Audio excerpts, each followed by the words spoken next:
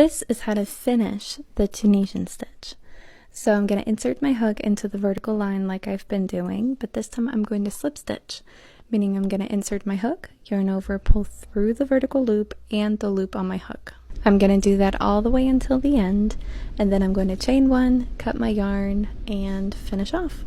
I would say that this step is optional because your stitches aren't going to unravel if you don't do this, but it is going to give it an unfinished edge, and by doing this you are also making the top look just like the bottom.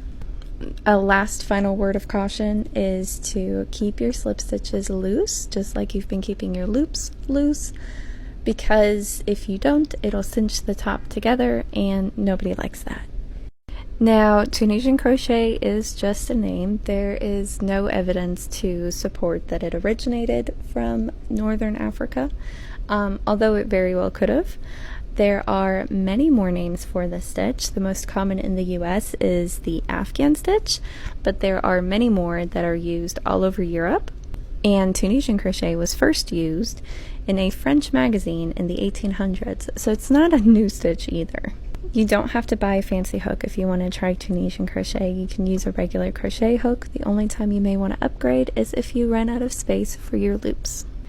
Be sure to like and follow for more stitch tutorials.